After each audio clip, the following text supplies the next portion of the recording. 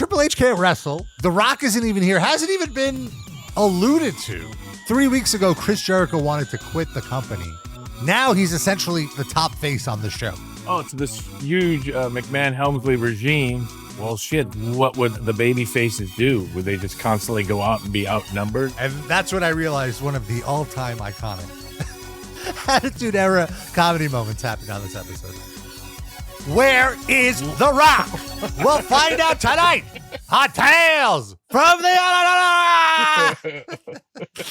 It's Rob from thestunner.com. Oh, what? Yeah, Michael Hayes did that the best with his long bleach blonde hair, like looking like looking around. It's like, oh, this crowd is going like, yeah. Oh, I love that. That is, of course, Tommy Blacha, the former writer for WWE in the year 2000, the year that we're recapping currently. We're knee deep in May. We're on the road to Judgment Day currently. Knee deep in May Young. Oh, hey now. Well, you were at one point. Yeah, I gave you that, but I didn't. Now I regret it. And this is an interesting episode of Raw.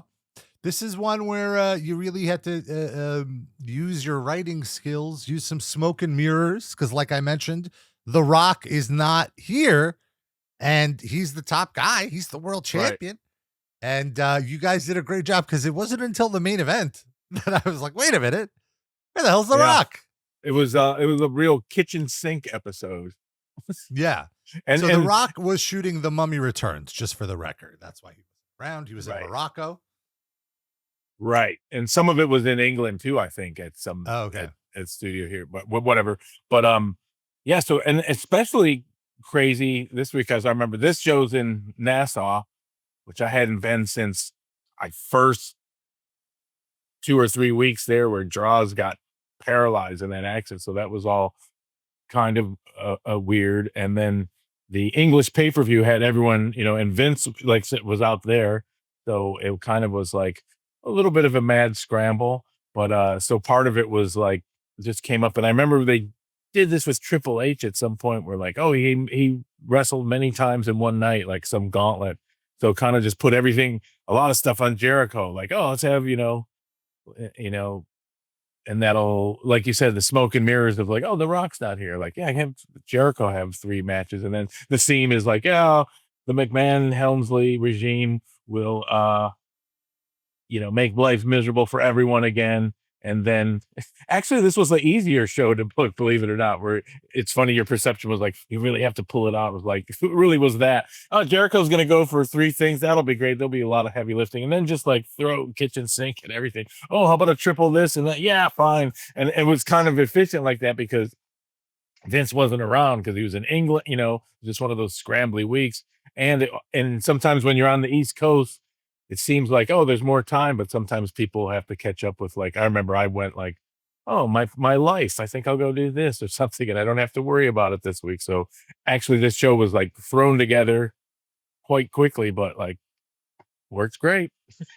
That's great. Yeah. And like you said, this was a very unique week in that these are back-to-back pay-per-view weeks, which for WWE at the time was very uncommon, and international travel. So they're a little jet lagged.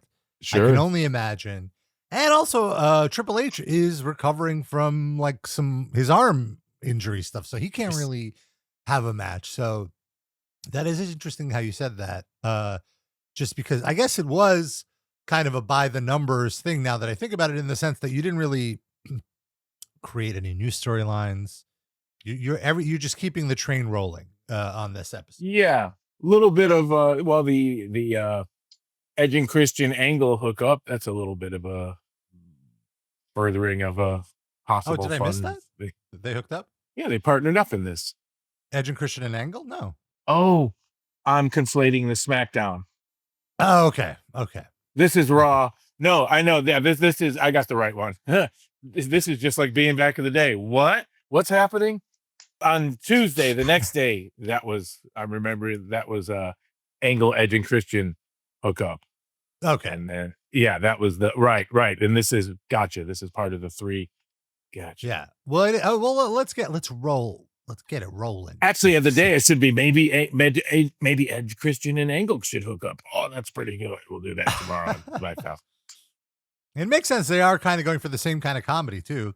Right. With like heels that think they're faces. We're at the Nassau Coliseum, and I feel like the Nassau Coliseum vibe is interesting because it's sort of a New York crowd, but it's not quite the like Madison Square Garden crowd. It's a little different. Yeah, but it's very thoughts? New York, but it's Long Island. Yeah, exactly. It's a little gnarly because it's like, for me, being a hockey fan, it's like, oh, it's kind of a shithole arena as far as like comparing to all all the arenas, but it has that gravitas for me with just like, oh, the Islanders, when no one really gave a shit, they won like 4 in a row in the 70s, and then now there's the shithole arena because there's so many people on Long Island, but they don't really like talk about it, or it's not legendary, but it does have it has some kind of gritty panache like that. Because I feel like much like the Garden has a lot of history with WWE as well, as like absolutely New York arena. Absolutely, because that's what people out here where I live now in Texas or here and there, it's like it's so packed. It's like, yeah, that's Madison Square Garden, but like there's millions of people over, in Long Island that want to go, and it's all, there's enough to go around. But yeah, absolutely, it has a crazy history. It's kind of crazy now because Long Island has a new arena, the UBS Arena, which is right by the racetrack, and the Nassau Coliseum still exists too. Which I'm just like, what's going on there? Yeah, I kind of like when those arenas get. There's something special about, like I talked about when. For some reason, Schwarzenegger went to the Baltimore arena. That was like a weird shithole that didn't even have like locker rooms. That had weird dressing rooms because it was Baltimore had no it has no basketball team, has no hockey team, has no reason to build a new arena, and that just sits there. Or I remember seeing Slayer in San Diego. They don't have a hockey team or a basketball team, which usually drives a good, nice arena.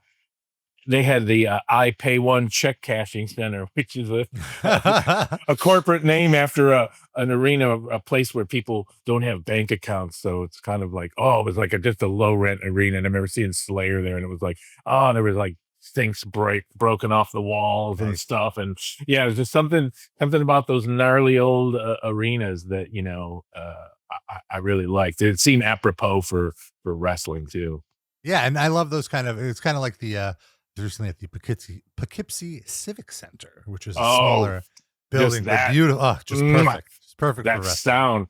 I remember in Chicago, it used to be the Chicago International Amphitheater. I think it was called, like, really small, and saw a couple like NWA shows there. Like, ooh, then they also like the UIC Pavilion. That was just a regular, but it's like, those old rickety places that you can't get rid of that smell, can you? No. The ECW bingo hall. Did you ever go? I never went there. Yeah, I went after it got renovated, but it's very like it feels like when you go in there, you're like, whoa, I'm in here. You can see it. Because it's so small, and you really see how they made use of the space. It's great. Yeah, I'm jealous of those places. Yeah, I'm jealous you got to see that. Yeah, I went to the first WWE relaunch of the ECW in the ECW arena, which was insane because they were expecting an ECW show. They got a WWE show with ECW wrestlers, and the ECW faithful were not happy. Put it this way. Yeah. They were shitting on the show so hard that Paul Heyman had to come out and he said something along the lines of, he didn't use these exact words, but this is the essence of what he said. He said, I know the show sucks, but like, you have to just trust me that I'm doing everything I can. So if you just bear with me and you stick around, we'll like get past the suck and they'll allow me to do good stuff. Like, that's basically what he said. Wow. Which didn't happen. No, it did not happen. I know. I remember leaving the arena, and one Philly guy was like, TNA was here last week and they put on a better show. Yeah. Well, you could just feel it when I saw it. And immediately it's that kind of like weird control that old DKM had, like, no, we're going to get ECW. And no, but we're not going to do that. And ultimately, like, people I still knew there I just said, like, you know what it is? Here's what Raw is red, SmackDown's blue, and ECW's red. Should have just made it at least green. You know what I mean? For the smart mark, so they'll know what I'm saying. It's just like that was it. It was just like different letters and red. It's the same production, like look, like also I remember from the very first moment the show started, the lights dimmed and there was a voiceover like, this show is property of World Wrestling Federation. No photos or whatever, and like the whole crowd just boo. Why would you do that? Wow, and it's corporate. I know, and that's what I always hate. Like, gosh, it's you could almost take that and be like, ooh, you should do even more of that. Oh, that's like, I always look at things like that's a potential angle. They should have just really done, the fucking crowd is so hot. You should have had, what, next week, let's go in with even more restrictions and then have somehow ECW revolt against WWE. They should have done something crazy like that instead of it being like, oh, serious. Cause that's funny. That's so funny to me. Like, we're going to, it's like, the Soviet Union. We're going to suppress this. It's like, God, that's we'll have to review that show one day. Oh man, I wonder if there's video footage of it. Yeah, maybe just go through. Oh, because it wasn't a TV taping. No, it was a house show. It was the first house show. It was like their first tour date. And so they would do like basically the ECW arena, Poughkeepsie. They would do like third markets, not secondary, like sure. Yeah. The smaller, the whatever. And it just didn't work out. But bummer. That's funny. Good, well, let's good get side tangent. Yes. Good side tangent. Yeah. So it's the May 8th show, May 8th, 2000. Show kicks off just traditional intro, the killer Raw riff. Jim Ross welcomes us, reminds us Judgment Day is less than 2 weeks away. So this is a 3-week turnover for pay-per-views, which I imagine is a little more difficult than when you have the 4 or 5 weeks to do it. Well, as the stock answer usually, yes and no.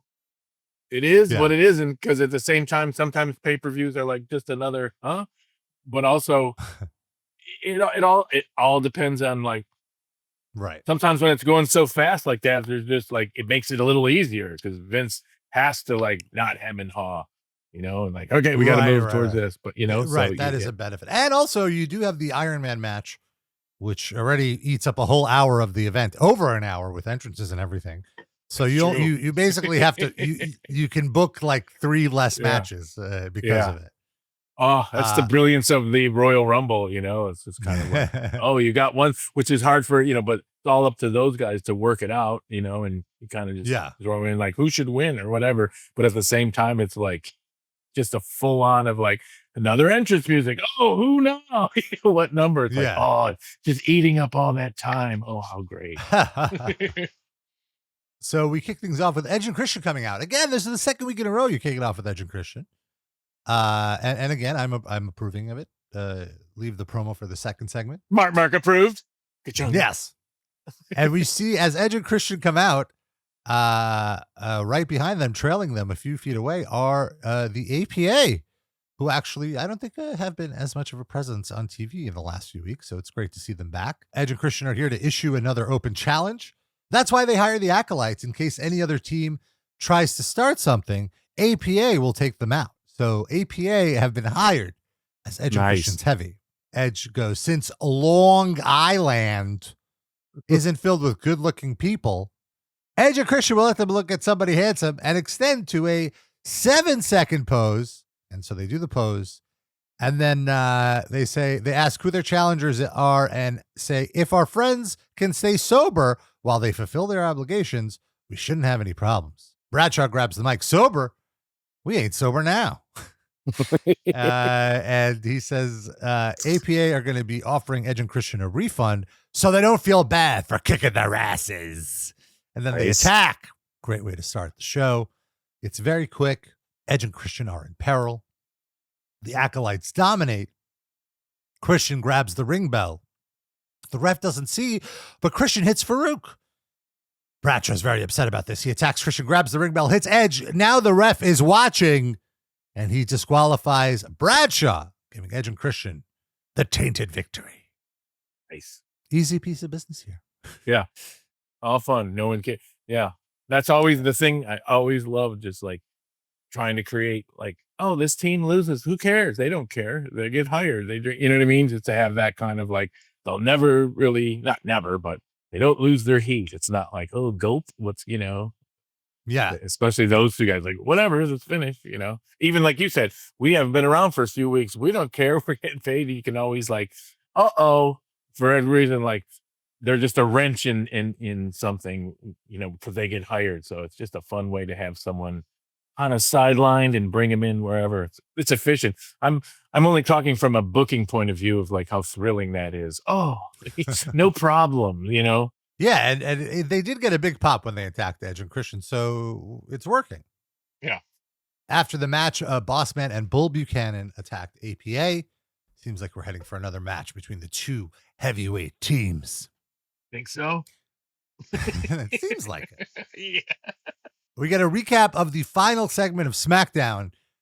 This is very valuable, I think, because we talk about it all the time on the show. There's plenty of people that only watch one of the shows. Some people have cable, don't have VPN. Some people have VPN, don't have cable. Right. And it was a very, very hot segment. So why not eat up some time? You have all the time in the world on this episode anyway. It's not like you're in a rush. And I think it's just great to lay down the cards. It's a good way. And I always argue too with people like, watch football. How many times, like, you know, I know not to be too inside for most people here are football fans. Like when Derrick Henry had his third fumble in a row, how many times the angle of him fumbling, you know, I don't even like obsessively watch football or whatever, but it's like, oh, I've seen that like 40 times. And it's just like, you know, the way it's repackaged, why not? Just now that the NBA is on NBC, I feel like they're leaning into the storytelling a lot too, with like the Bob Costas voiceover and all this stuff. And it really just adds so much to the presentation, and it creates stakes, I feel, that weren't there. So I'm all about it. Then we have, after the recap, with the final line being, they'll all have hell to pay for this. That was like the closing line of the segment, which foreshadows this episode. We have the McMahon-Helmsley regime coming out, and boo, but also smart Mark boo. Like, let's get this over with. Yeah. But no, this was a good segment. And also like they were great this episode, but I am kind of reaching my limit of like, I feel like that's kind of the problem with the powerful heel factions. It's a very fine line in terms of like them wielding their power to where you just give up, you know, like from like, oh, are the heels going to get, are the faces going to win it back to, they're never going to give the faces you don't want me, the smart mark, to feel that way. Well, here's an interesting thing that of this era, how it happened, or where it's not new, but it's something I always struggle with. It's we come out and we present with the microphone. We're the people who are, being our own evangelists with the microphone. A lot of people, Vince can do it, Rock can do it, a lot of people can do it, but it seems like I always like the control of having, it's still a show that they kind of like pollute when you would have an announcer. Back in the day, it was always an announcer that would like kind of like have those broadcasting skills to lead someone through it, and then they would interrupt it. Like the Four Horsemen, right. You'd always see them forever, although their stuff was shorter. It's always like they were taking over for an announcer, even if the announcer is trying to say something, they're like, shut up, we got this to say. That dynamic I always liked, and sometimes I miss it. And like I said, Vince or Austin, whoever, they can do it. And when you're handing a microphone back and forth and people come out, but sometimes if people aren't up to the task or it gets to be long, there's just a flaw because there's no announcer type, like kind of there to either move it along or resist against or create some kind of dynamic. So sometimes it does get tiring. And that's a flaw I think has happened in modern wrestling all the time. It's like, why does so-and-so have to come out with their own microphone? And like, okay, everybody, like, the announcer has been pushed away, and that's a great point. Sometimes that's a mistake.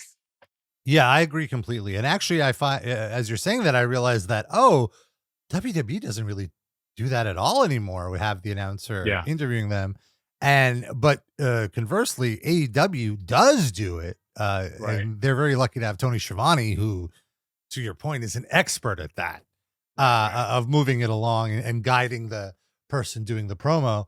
And it really does make a difference, because sometimes he's even just in there to ask the question, and then they take the mic and they like shoo him out of the ring, and that's fine. Absolutely. That dynamic of like, even like someone, I'm taking over this, but instead of like, this is our presentation and our, and if it gets long-winded, or it's like, or it sometimes puts the performer, the wrestler, whatever, in a bad position where like, I don't know how much they're up to the task to have to like be that super charismatic. And then everyone's trying to like do that stuff. And if it goes bad, it's kind of like, oh, this is fucking long, And sometimes like Triple H would get like long-winded, and it'd always be like, sometimes I would joke like, we should just have him do like a 40-minute segment to just like really like get people just like I mean, it really is. And then my seventh point, just be like, what the fuck? I'm gonna Triple H is the problem for me. I'm glad you said it, because like that is when I feel like, I'm like, okay, come on. Okay. Yeah. You're the best, like, let's go. With Vince, I'm still entertained. Like, I don't know. Oh yeah, absolutely. That's what I mean. Yeah. It's like, just because he can do it, not everyone can. Yeah. I always joke Triple H should come out. I'm going to give you 12 reasons why. What? Number 2. And then have it interrupted or something. But yeah. So Triple H has the mic first. He wants to apologize on behalf of Earl Hebner, the referee, for not being able to respond to WWE fans' well wishes. He says, Triple H says, it's not Hebner's fault. It's hard to talk when your jaw is wired shut. All the heels laugh at this disgusting lie. It's hard to return a letter when your eyes are so swollen you can't even see. The worst part of all this is he could have avoided it if he just kept his nose out of my business. Oh. And as a public service announcement, Triple H wanted to show everyone what happens when you cross the McMahon-Helmsley regime. But also I feel like the McMahon-Helmsley regime is very wordy. It's a lot of letters in that. It is. I don't dislike it because it is clunky. Yeah. And it just came out of, I guess it is kind of corporate in a sense. Yeah. So he tells The Rock that Judgment Day is coming. He says, this time it will be different. You won't have Stone Cold. You won't have Linda McMahon. You won't have Earl Hebner. Let's up the ante. Separate the men from the boys. Triple H challenges The Rock to an Iron Man match. 60 minutes. Person with the most pinfalls wins. And can you hang, Rock? Triple H asks. Can you hope that your lungs don't explode by the end? When you lay on the mat grasping for your air after getting your ass kicked by the best in the business, you will know you won't be able to hang with the game, because I am that damn good. Oh, now I'm telling you to shut up, Uri. And this is me like I'm truncating what he's saying too. Yeah. He's just on and on. It is just like, I am very annoyed about him going on about how great he is. Like, shut up. And in a way, but also it's like, shouldn't I react that way? Like, shouldn't a heel make me feel like that? I can't tell if it's good or bad heat. Well, that's part of the balance too, because some of it, that's why I do respect like that, like, oh, he's got to be that guy. He's got to be the people. Oh, this fucking guy, shut up. Cause like the dynamic of like Austin and Rock, whoever that, they're, if you're not going to be just like, it's interesting, but at the same time, you're like, oh, it is. I mean, there's the difference of this, like, oh God, this guy, shut up, to like, shut up already. That's when, that's where it goes too far to like, okay, we get it. Shut up. Yeah. where sometimes I thought like he should have maybe thrown like 8 more cliches in there. Like, and then in the second part, and then in the 20th minute of the Iron Man. Oh fuck! He should have stole more Harley Race lines, like "I am the finest performer to walk God's green earth." Yeah, but it's true when you examine all those ones, and I bet if you add up the time, like I never remember. If Flair had, if he had long promos with the 4 Horsemen, he knew like I got to start getting beat red and do something so like ridiculous. Yeah. He had about like 5 go-to promo things. Where, you just nailed it. This is why Triple H sucks. He's monotonous. Not sucks, but like why his promos feel long-winded. It's just the same tone throughout the whole promo. It doesn't rise. Yeah. Well, Vince takes the mic, and just as he talks, immediately he's interrupted by the new Intercontinental Champion, Chris Jericho, which, by the way, like 3 weeks ago, Chris Jericho wanted to quit the company. Now he's essentially on this show. He's the top face on the show. And in the pecking order, arguably the number 2 face in the company right now, right? Like, who other than The Rock, who's more over as a face than Jericho right now? I can't think of anyone. So great position for him to be in. And Jericho welcomes everyone to Raw is Jericho, as I smack the mic with my nose. And the crowd pops huge for him. Jericho's over big time. Pasbani's nose is so big he can't hit the mic with him. Hey, that's what I'm called for. He says, Vince McMahon, before you chat, and everyone's like, did he call him Vance? Yeah. Before you chastise me, allow me to apologize to you for being impulsive and coming down to the ring and punching you in the face on SmackDown. Big pop for that. Then he says something about how Shane is referred to every week by these Jericho-holics as a word that rhymes with wussy. I guess you're not allowed to say pussy. Pussy. But you're allowed to invoke the crowd to say whatever. Yeah, the crowd saying it. It's so those dynamics are hilarious. It's interesting too. I feel like nowadays, though, on the network broadcasts, crowds are even like more vulgar. Like they use the F-bomb, but the bleeping is getting now. The crowd gets bleeped. Before, I feel like they wouldn't get bleeped. Well, it's the dynamics of standards and practices and all that stuff is always so strange. And that's probably a result of things like this, where we knew at the time we're like, oh, you can't do that. You'll be in trouble. FCC. It's all strange, like, because nothing's illegal. It's just like, oh, this is just what the FCC fine. It's all so strange. So this was a way to like poke it and be like, well, the crowd's saying it live. We can't do anything about that. And then even sometimes Vince, what did you call me? Like, asshole, ass, and it was so silly at the time, because it just makes it, I don't know, it's just so funny where it's so sophomoric. We're like, we get to say, they're saying a bad word and people are really getting titillated. And, that was always the fun of wrestling, to be against the society in a way. Yeah. That's kind of pretentious, but now, it's like, oh, now they're part of it, the corporatization of it. So a little dynamic that's lost there for me. And he says, and it doesn't help that your daughter is a filthy, disgusting trash about it. And says Vince got his billions while he had a small penis. And that was like, what? How dare, that was too far. And the McMahon-Helmsley regime start coming out of the ring to try to attack Jericho for daring to insinuate McMahon has a micro penis. And Jericho is quickly flanked by Big Show, Rikishi, and the Dudleys. I'm almost like, it almost feels like it's Survivor Series time, the way you're setting up these like multi-person teams, but we're nowhere near Survivor Series at the moment. Well, also a thing to bring up was always remember, like, oh, it's this huge McMahon-Helmsley regime, and then there's so many of them.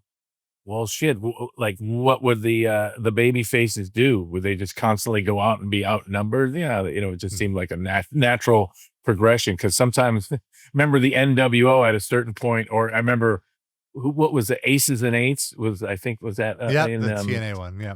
TNA one. At a certain point, it's like, oh God, there's like 17 of them. Like, some poor individual babyface comes out and whatever. It's like, this is getting ridiculous. It's mostly the Aces and Eights thing. I remember, like, they should have just have absolutely everyone, just like only one announcer not in Aces and Eights by the end. And there's like 60 of them in the ring. Like, all right, I'll join. It was just hilarious. Vince has some great lines here. He's mistaken because Jericho is mistaken, I should say, because everyone knows that I, Vince McMahon, have a set of grapefruits down there. You see, grapefruits grow on trees, and every tree has a trunk. And by the end of tonight, you'll be dangling from my trunk. What does that even mean? Gary? Yeah, doesn't matter. Yeah. No, I love it. I know. And then the line that I paid very close attention to, Vince McMahon guarantees that Jericho will not leave Raw with the Intercontinental title. And as we've established, and one thing I respect is when the word guarantee is used, 99% of the time it gets delivered. Yeah, you're right.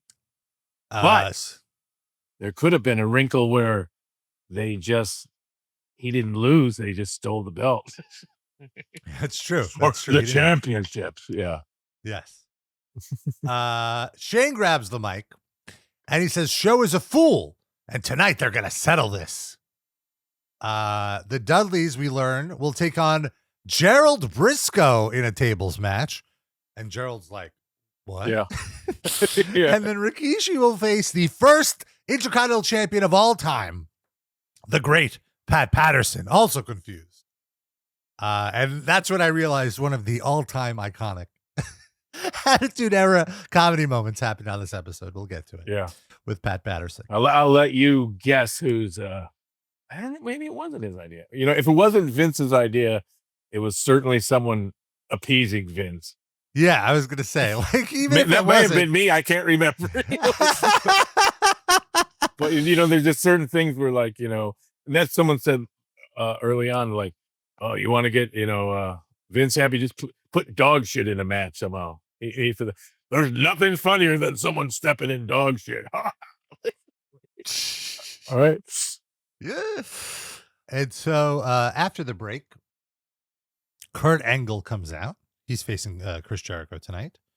And Angle says, "I'm honored that the McMahon-Helmsley regime picked me to take the title from Chris Jericho, and I'm personally honored to defend the honor of Stephanie McMahon-Helmsley." Setting that up. I'm glad we're getting back to that angle. Yeah. And I'm very excited to explore where this goes. Unfortunately, we have until September until this match with Angle and Triple H. So we have a while to go until Triple H kills this Angle. And in general, I was going to say, well, we'll talk about it at the end of the match. And so he says, Stephanie represents something that Long Island, everyone makes fun of Long Island. Yeah, why not? Knows nothing about, which is integrity. And when you insult Stephanie, you insult all that is good in society. It's true. And there was the camera cut to a sign, Kurt Angle's three eyes, impolite, immature, and idiotic. Oh, unbelievable. Oh, God. Now you're making me remember, like, Vince loved, I think it was part of just like the Vince Russo holdover. Vince was like, Long Island, and like just, I would always like make fun of Long Island just to crack him up. But I remember writing something, but it didn't happen. Maybe it would have been here where it's kind of like, now, like, okay, we're in Long Island. Like, no, where are the mooks sitting? The mooks are over here. Where are the hornyackers? These old like Long Islanders. Yes. No, are they? But it never got through. I love describing someone as a mook. It's a pejorative, but it's such a great word. Oh, it's incredible. And I think that was even when Russo was there, like him, somehow the word like someone like a real old school thing was like hornyackers. Like I've never heard that before. Yeah, that's a real weird old one that almost no one knows. And I was like this, and he heard that too. Hornyackers. That's it's like, is it someone yakking at a horn or whatever? Like even I think honky was supposedly came from like the white guys driving through the black neighborhood and just honking at the prostitutes or something. They just go, oh, they just honk. They're honkies. I don't know if that's true, but so I don't know if a horn yacker is something similar, but like, yeah, all the mooks in we had a few. Yeah, we got some good ones. We had Herb a few months ago. Now we have Mook. Yeah, very Mook's nice. Incredible. It's just is like there's no coming back. Oh, it's some Mook. It's just like, yeah. Jericho comes out. And I'm very surprised. They have a good match. There's nothing really, no shenanigans, and Jericho wins clean with the walls of Jericho. Angle just taps out. There's no longer any, like protecting Angle from losing. Like that's done with. His undefeated streak is forgotten about essentially. Well, that's a gift, man. That's when someone's like I said, always talking about booking. Like, how do you get people if people can lose and keep their shit? It's amazing. Yeah. Because they're still because they're over and there's nowhere to go but like up, and then Angle can just like, there was just such an unforeseen thing. Like, oh my God, he can like lose because he's so goddamn funny. He can always play the victim. He can always, and that's a thing that like, I think a lot of people don't realize. Like, if you're a heel and you can be over, and when you lose, all you got to do is lie about it. Like, well, yeah, I didn't know this happened or that, or I was robbed, and you just, retain your keys. That's a great point. And I was, as a clean finish smart mark, stunned. I was almost like, are you serious? You're just gonna, I almost became a dirty finish smart mark. Like, you're just gonna let Angle lose clean like that? Yeah. Oh, how dare you as a clean? Did you hear what that clean finally, we're going to give Pasbani something he doesn't exist. And then, really? Like, I just imagine the whole crowd turning around. You're not going to protect the Angle? You're not going to. Oh. Yeah. No. It was very surprising. I liked it. What did Pasbani say? God damn it. Well, did he buy a ticket? Yeah. All right. Fine. Fuck him. We have a Shane watching the TV in the back, the monitor in the back, and Show barges in, I should say, to his dressing room and grabs him by the neck like he's about to hurt him for all the mean things he said about Show. And then Shane stops him and says, look, I told you exactly how I felt. You asked me what you thought about Shonen the Barbarian. And yeah, I wanted to piss you off. I wanted you to become the guy who I accompanied in Mania, the monster who I thought could be the world champion. He starts giving him like this whole hype thing. And like, that's why tonight you're going to face Chris Jericho for the Intercontinental title. And I want you to win the belt and show me who the real Big Show is or something along that lines. And I was a little stunned that like Big Show was like, oh, okay, sure, I'll do that. Yeah. Like, I mean, I guess I understand. It's like, oh, he wants gold. So however he gets it, but it was like a mini heel turn again. For a Big Show on a dime. So whatever, but Show's into it. But it was I know what you're saying. I agree with you. But it's a good idea. It just was like, it's just so fast. It kind of like was like, it should have been more, you look like an asshole. It just, it could have been a little. Yeah, you look more like an asshole. That's why I'm giving you a title shot. Oh, okay. Yeah. I came in here wanting to choke you, but okay. Yeah. Well, there was some, but is potentially there for him to look. I'm 20 years. I'm just venting. Yeah. Like, there is something. It's just in the execution a little of like, what are you in this business for? Do you want? You know what I mean? Do you want this, or are you going to be that? Now's the time. It just required a little more. Yeah, it was a little too like, okay. Much like with the segment on SmackDown, they could have used the second take of this. But whatever. It's like it's not the end of the world. This is a minor note. And then we have Eddie and Chyna come out, and Godfather gets his full entrance. To your point of just like, there's no rush on this show. Let's spend as much time as possible. Godfather gets the full entrance. Light a fatty for this Pip Daddy, and so he says that when Lita ripped Chyna's clothes off last week, and she was in her bra and panties, she was smoking. and Chyna's like, oh, me attractive. He says he has a proposition that the Godfather would get rid of all of his hoes. Sorry, ladies. If Chyna joins him. And Chyna grabs the mic. She seems flattered. She says, I do declare. And she says, take the hose in the back and take this with you. And then she slaps him. And then Eddie Guerrero lunges at him and attacks. And they have a quick match. It doesn't last too long. And behind the ref's back, D'Lo attacks the Godfather, giving him a lowdown, giving Eddie the easy win. Yep. Now, the here's Godfather's something probably like, really? Do I have to get involved in an angle? Why can't it just go on for years? I gotta have a storyline. Yeah, can I just do this every week and come out and lose and say goodbye?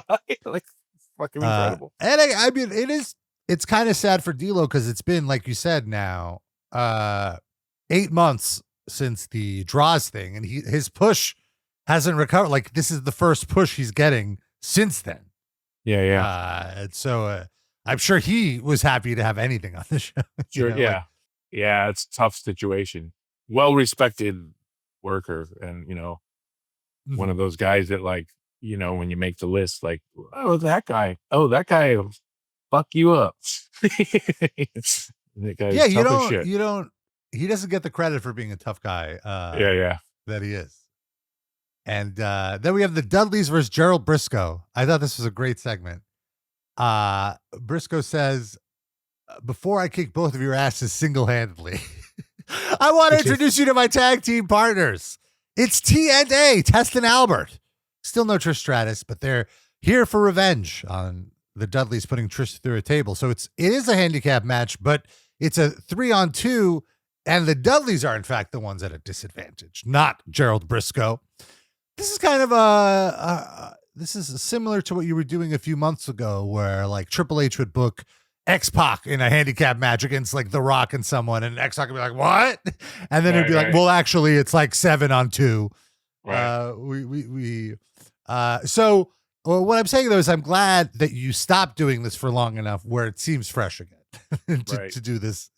And also, it's the Stooges. It's just yeah. No, this was so fun, and this was great too because you gave Test and Albert basically took the whole match.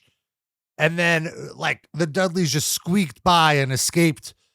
Test was about to put Devon in a pump handle slam through a table.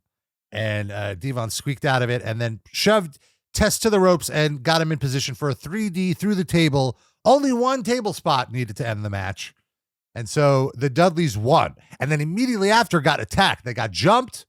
DX runs in, so it's just too many people.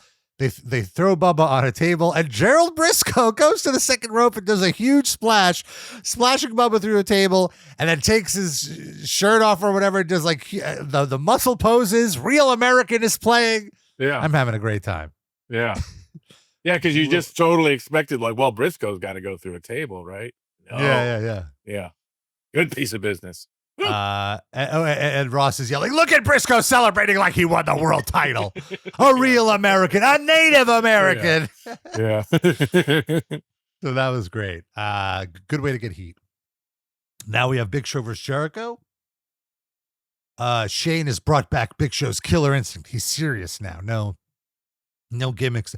I'm glad that you've moved past the imitations. Like it went as long as it needed to go, and just as I said, it outstayed its welcome is the moment you killed it. So huge props on that. And Show completely dominates. Then you have what would have been a few months ago a GTV segment, but instead you just rolled the clip of it's immediately after the previous interaction between Shane and Big Show, where as soon as Big Show walks out of the room, Shane takes a phone call and he says Big Show is wrapped around his little finger, and he mocks Big Show. Oh, I'm a big dumb idiot. I'm a big dumb. Blah, blah, blah. And Show sees this, and he's pissed off. He completely forgets about the match and runs to the back to chase Shane out of the arena. Ultimately making him look even dumber. Yes. One could argue. Like, the reason he didn't attack Shane was he's like, oh, I could win the title. Then just because Shane is, you know what it is? He doesn't like being insulted. If you insult him, all bets are off. Yeah, he just looks like a fool. But Jericho again wins by count out. it's always there. It just was like, it could have been executed better. Yeah. And also this is something a little more severe. This is where politics play a role. Big Show could have advocated for himself and be like, I look like a fool here. I'm not doing this. I'm sure you wouldn't like that, but well, you know what I think it is? It's here's the problem with that. Because when you do that a lot, it sucks. It's better to be like, how about this? Because really, potentially, nothing was wrong. It just needed to be better, in my opinion. Okay, so to your point, you're saying don't just say it sucks. Come with another idea. Another idea, or really work how to make it better. Because then you kind of get like, oh, you're a malcontent or whatever. Because really, the setups are not bad. He comes in, it just could have been more intensive, like Shane, like, oh, all right, here's the thing. You are an asshole, whatever, but here's your opportunity. It just should have had more emotion, whatever. It would have worked. And then if the peel off was going to be something that Shane said like this, it just needed to be more severe. Yeah, he's fucking, remember when his dad died? Or it's just something more intense to get it. It's like, the framework was there to just gotta like work to make it better and not be, I don't think so. I don't think so. Which, that kind of like, unless you're absolutely on top. Yeah. You're Hogan 1980, whatever. I'm not saying that's what he did or whatever. It's just like, you know what I mean? You got to be like, how can we make this work great? How can we make this work better? As opposed to like, I'm not doing that. Because that's a problem too, that I think a lot of wrestlers too, like, what do you got for me? I'm not doing that. What do you got for me? I'm not doing that. And then they kind of like, that's the problem of like, oh, there's a big writing staff and all this. When it works best, it's like a symbiotic relationship. Like, okay, I see where you're going with that, but let's do it like this. Or how can you enhance that? Or, you know what I mean? That's when shit works the best. So Shane runs into a limo and just drives off. Then in another dressing room, Vince says that's probably the first time Shane has ever driven himself anywhere. I don't know why that. Yeah, what a weird lie. Like, well, it's like it's like you're always trying to enhance the rich kid shit. Yeah. But it's like it's just. And then funny. Stephanie pouts and says, I thought you guaranteed the Jericho would lose tonight. And Vince says, don't worry. He'll face Chris Benoit tonight. Now give me a kiss. And another kiss on the lip. Like, what the hell? How many times are these people kissing on the damn lips? Stop it. This was the least egregious one. It truly was just a quick peck. But like, whoa. Gross. I don't need this. Now, let me ask you this. Did you react the same way back then as you're reacting now, knowing what you know, or, about I don't have any memory of this. Proclivities? I know, but I feel like I would have been creeped out by this. Like, I never kiss my parents on the lips. I kiss them on the cheeks. Yeah. Too Cool face Bossman and Bull Buchanan. And the biggest pop was for the Worm. Bossman at one point hits a sidewalk slam. His finisher has the pin, but Bull is with the ref. The ref is trying to get Bull out of the ring, so no pin for Bossman. And in the melee, Grandmaster Sexay goes on the top rope, hits the Alabama Slam, top rope leg drop, switches the pin. Scotty gets the win. They get attacked right after, and then, of course, APA come out to get their revenge on Bossman and Bull Buchanan. And then we end the segment with a little dancing for the Nassau Coliseum crowd. Backstage, Saturn and Malenko are arguing about who cost whom the match last week.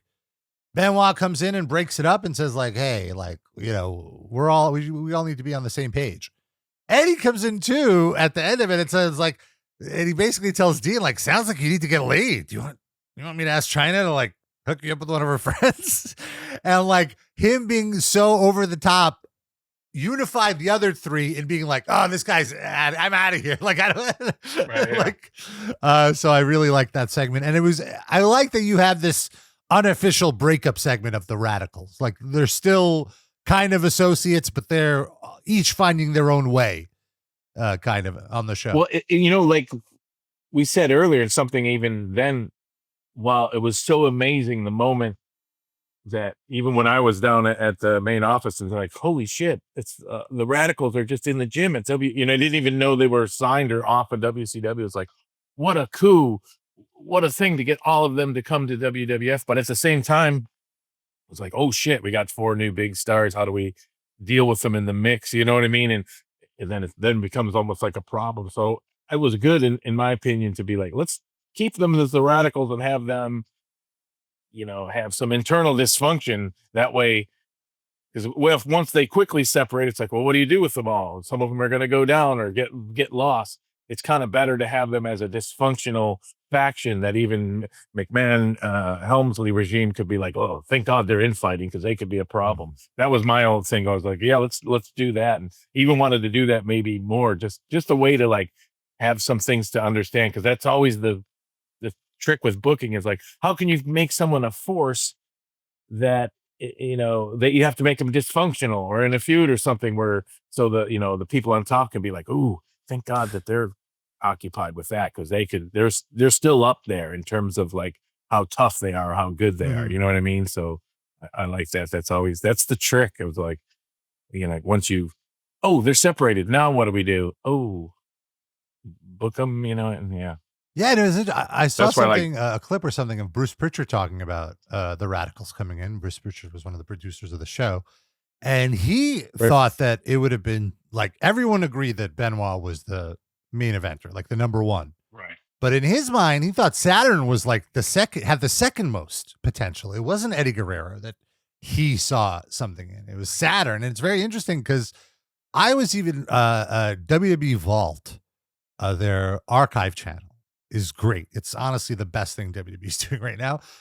They've been uploading full story arcs, like just the segments of one story, like just the Undertaker segments for one full year. So they have one on Raven's Flock in WCW, and Saturn was a big part of it. And watching Saturn work, I forgot he was an elite level pro wrestler.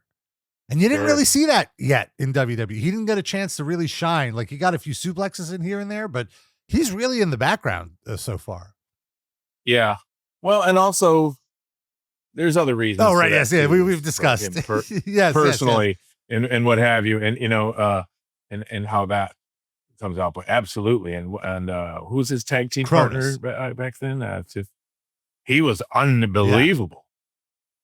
Cronus and he had short-lived and rest in peace, I believe, but like, he was just like, because he was a big guy, like just doing anything. Acrobat was like, that's one of the most, he had a short like window there, but where you look at that guy, it was like, holy smokes, that's one of the most underrated guys ever. Like, I just don't think anything that guy could. They were unbelievable. Such a great tag team. I agree. Yeah. In my humble opinion, it's Eddie Guerrero though, because Eddie Guerrero gets the full checklist. Yeah. Of ability, in ring, funny, charismatic, whatever. Like, Benoit's Benoit. He was, the greatest of all times in, that thing. But like, I would politely disagree with, I would agree Pritchard, and I'd put Eddie on top. But as if it matters. But like, Saturn, sure. So we have Dean and Saturn. They team up to take on the Hardys. The Hardys get that Von Erich high pitch pop this time. I noticed it it was very loud. The end of the match, it's a good match. It's a fun match. All 4 guys work really well. Malenko setting up a Texas Cloverleaf on Matt. It's his finisher. And Jeff and Saturn are on the other side of the ring brawling. Saturn chucks Jeff into Dean accidentally, leading Dean to break the hold. And next thing you know, Jeff hits a swanton on Dean Malenko for the win. Saturn costs them to lose. After the match, they're arguing. Saturn and Malenko are arguing. Eddie and Chyna come down to separate them, and Dean Malenko gives a huge clothesline to Chyna. It's supposed to be accidental. Like, he didn't see who he was clotheslining. Like, someone was just trying to stop him, and he clotheslined them. But he did not seem bothered by clotheslining Eddie Guerrero's girlfriend. Yeah, I noticed that. Unbelievable. I'm into this. This would be a fun feud too. Good tension here. Backstage, Gerald Brisco told Pat Patterson, good luck. And Vince told Gerald to stay in the back. And Pat's like, what the hell am I going to do? Pat Patterson versus Rikishi. Patterson again comes out to Real American. Vince and Gerald come out next. And Vince says, not that Pat asked for any help, because he doesn't need any, but here are your partners. Oh, you didn't know? It's Road Dogg and X-Pac. Makes sense. Pat Patterson is very pleased. He tries to attack Rikishi from behind to start the match. Rikishi no-sells, knocks him out. Rikishi's holding his own against both Road Dogg and X-Pac. And eventually, I like that, like, even the three of them couldn't stop Rikishi. He's so huge, and he's such a, like, you're positioning him as a semi-main eventer. So, like, he's stronger than all these guys, to the point that Pat Patterson has to grab a chair, and there's not even a finish to this match. And I'm okay with that. Yeah, it's kind of amazing how the whole Rikishi thing has evolved. You can't even, like, kind of write it. You think of, like, okay, this guy, he's got ultimate respect from everyone because he's a physical force. He's unbelievable. He's running and athletic, and he's 400 plus pounds. He has this huge ass. His gimmick is an ass thing, which is, like, ridiculous, gaga. He dances, but yet he can get heat, like, for to be on top in any moment, and then you put him in this ridiculous shit. So in a weird way, even though he personally doesn't, like, ever come across as remotely funny, nor should he, because he's, like, monstrous, he gets put in all these weird situations, which, again, for a booking point of view, is like, oh, this is great. Because it's gaga, he doesn't have to matter in this, but at any time he can be on top. So I always put, like, him in that category of, like, Angle, Mick Foley, him, where it's like, oh, you can do so much. It doesn't, like, where you're booking Benoit, it's like, oh, you can't really do a lot of that stuff with him, or other people. So it's very unique. That's a really interesting point about how he, like, the stink face is hilarious, but he does not play it up for comedy. He plays it very seriously, and like, he doesn't make jokes. And he absolutely should. No, I like it. Yeah, because it's almost like someone, you could always book something like, that's so funny when you do that, and then he just looks like, oh shit, oops, sorry, because he's just ferocious. Oh my God, like. So DX positions Rikishi in the corner. He's sitting in the corner turnbuckle, the way many of his opponents were positioned for a stink face, and then Pat Patterson yells, "It's my turn, boy!"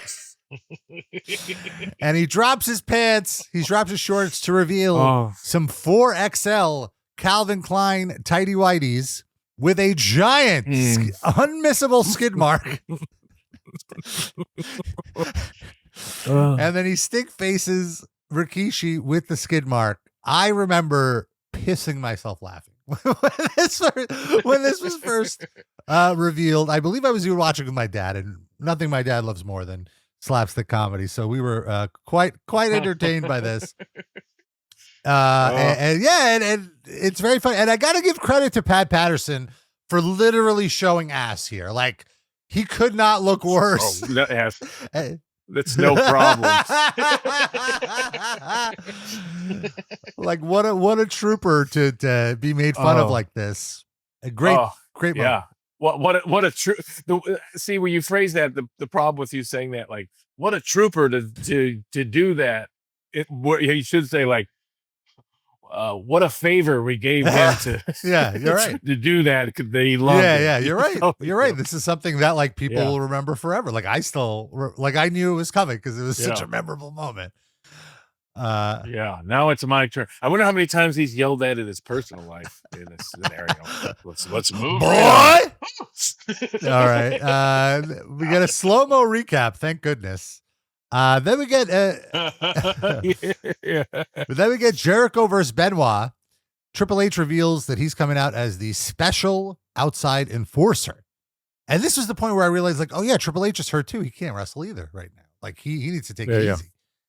Jericho is selling his exhaustion, which I like. This is the main event, by the way. Right. So there's a few things I realized by this point. Oh, Triple H can't wrestle. You've completely did a whole episode about Triple H wrestling. The Rock isn't even here. Hasn't even been alluded to other than Triple H challenging him. And we've gotten through a whole episode. So it was very good. And Jericho selling exhaustion. At one point, Triple H gets in the ring and chews out Benoit. Like, you're not beating him. Let's go. We got to do this. And then out of nowhere, Triple H knocks out referee Mike Chioda. And now Triple H is the referee in the match. Basically, Triple H counts slow for Jericho, counts fast for Benoit, is not able to finish the match. All of a sudden, we get a Walls of Jericho on Benoit. Stephanie McMahon runs down and distracts Triple H, so he's not able to call Benoit, tapping out. He can't handle the pain anymore. The walls of Jericho. He's tapping out. Triple H isn't looking because he's distracted by Stephanie. Jericho gets upset. He walks up to Triple H and kicks him. Triple H is like, "How dare you?" And he decks Jericho. Jericho falls immediately into a crippler crossface. Triple H doesn't even wait for Jericho to tap. He calls for the bell. Benoit is the new Intercontinental Champion. Vince's guarantee comes true. DX come out. They assault Chris Jericho. It's a gang assault. By God, this is not right, JR says. I'll note that the crowd does not respond to this. This is too much Jericho for the crowd. 3 times is too many. They didn't care by this point. Stephanie slaps Jericho. Vince grabs a chair. He's about to blast Jericho when Big Show, the Dudleys, Too Cool, and Rikishi come down. That gets a pop, and that's the end of the show. Great way to end it. The kitchen sink. Yeah. Yeah, and also, like, it's one of those things where, like, man, you've really made, for the fan who watches, I mean, obviously, he's not carrying the title around anymore, but couldn't look stronger losing the title. You know, and then when I think about in the history of Raw, 3 matches, you know, so many, like, had the opponent tapping out, so much shenanigans that it is like, even a clean finish Smart Mark said, be like, well, that's just so anti clean finish that it's epic, and it's making a guy lose a title. Mm-hmm. You know, it's so, you know what I mean? It's kind of like, that's just so impactful and so epic. And I think, if I probably am right, you being a clean finish Smart Mark, you have more an aversion to just like, oh, that was a quick fix, or that's why that dirty finish, just like, oh, boo. This really was an ultimate non-clean finish episode. Yeah, no, like I said, your thoughts. I thought, like, if I'm Jericho at the end of this night, I'm pumped. I'm really excited. Of course. Like, you made him look like $1 million in losing. I agree with you completely. He didn't lose anything by losing the title here. I wasn't upset or bothered by the finish at all. I was expecting it, you know, and I guess it just, maybe if you do this too much, then it's going to get annoying, you know, like these type of stacking the odds shows. Cause I mean, you did it twice last week with The Rock too. It's just you penciled in Jericho this week instead of The Rock. Right. But it worked here. It definitely worked here. And with Jericho specifically, because he hasn't really been featured that prominently or in the main feud, like, he's in there trading barbs with Vince McMahon. Like, that's big. People remember that. Oh, yeah. The whole thing is big. And also, just fundamentally, you got The Rock has the title. You just, like, you know, you want to put Jericho in a position of, like, chasing the title again, you know, or chasing something again as being that big. Because it'd be kind of like, you know, what do you do when you're at a pay-per-view and like, oh, The Rock's a you know, champion and Jericho's a champion. And the hell, you know, it's like everything, you always can figure it out. But I think it's sometimes better to put someone in that position, especially when you've got the title on The Rock. Let's have Jericho chasing something, because he's a super over babyface. Yeah, and I feel like doing a program with Benoit and Jericho is always, you're guaranteed at least one great match on your pay-per-view. So so sure. And this feud goes on for months, because again, I remember the Rumble, they have that ladder match in the Rumble 2001 in January, with like the legendary moment of Jericho putting Benoit in the walls of Jericho at the top of the ladder. You've never seen that before. That was so cool. So there's plenty of really, really fun stuff to come ahead. One thing I want to mention is I read in the Observer this week that the New York State Athletic Commission was considering doing drug testing of all performers, and that there's a big trial happening. Do you remember hearing anything about this, or is this something that in no way affects you? Because this is the more administrative side. It is the administrative side, but who knows the shenanigans behind that? That's always just like, you know, because at the time it still was like, oh, the New York Post and Muchnick and whatever, all kinds of people had a hard on, like, I don't want to say it that way, wanted to get at Vince McMahon in terms of like U.S. attorneys and the earlier Hulk Hogan steroid stuff in New York. So there's all that behind the scenes thing. So it's very real. It had lots of enemies like that. So I don't know who puts so-and-so up to that. And then ultimately what's going to be the, it's kind of just politics. Let's push this to see how far, because steroids was a big thing in the news still, like, oh, this is bullshit. And then, and ultimately the, WWF adopted and I can't remember, like the wellness, same wellness program that the NFL used. And I don't know if they use it now. It's called like the wellness program. So they said like, which is an independent body, random drug testing and whatever. So WWF just did that. But like, so here and there, but like, oh, wait a minute. There's a couple of people that I'm sure didn't get tested at that time when most people did. It's just so much like dirty, administrative, weird, stuff. I can imagine it being a million ways. Like someone like, hey, maybe the athletic commission was told by this to do that, in cahoots with this, or maybe they're looking for some money of a payout. Who knows? Or like, and also they're just like in there to get press. And you got to remember too, at the time, it's just like steroids was such a weird big issue as it still is. Like even. What was the baseball stuff? Like now, at least it seems like forever football kind of figured it out in the sense that like, okay, you get busted and then you're fined or then you're out this. It was been open, like Major League Baseball caused a big stink, like by never having testing. And then it's like, oh, these guys obviously are. And then they're not admitting it. And then, oh, they go in front of Congress and all this kind of stuff where now in so many things, it's kind of like, yeah, it's out there. There's a million things. We test you, you flirt with it, you get busted, you get, multiple suspensions. So it's just like, it seems to have settled into some kind of more reasonable sense, but it was such a hot button issue back then. So, I don't know. I think just let him do it. Yeah. Like obviously you should monitor their vitals and all that, but I think it's gone to a good spot because, ultimately then it becomes, oh, let them do it. Then people are just like freaking out and dying young because they're just going. Yeah, we don't want that. Absolutely bonkers. Because you look at, if you look at like pro bodybuilding, my God, and that's just not such a big sport, really, in that sense. But the horror stories of people admit it, and it's not. I mean, I'm not even being sinister about it, but like. Guys who like, oh, they'll tell you about it and they all die young and all kinds of just like, absolute. Yeah. Oh, horrifying stuff. That's like beyond, oh, my veins shut down. Oh, like, just it's out of control. So, I think it's settled into something somewhat reasonable. As have we've settled it to something reasonable here, folks. And we certainly have. Yeah. And we thank you for hanging out with us. And as always, you can shoot us an email, tfpattitudeera@gmail.com. We're working on another Q&A episode, so send us those Qs. .com. And TFT Attitude Era is our handle on Twitter, Instagram, and TikTok. Give us a follow. We post some reels. We post some stuff. Until next time, I'm Rob. That's Tommy. This has been Tales of the Attitude Era.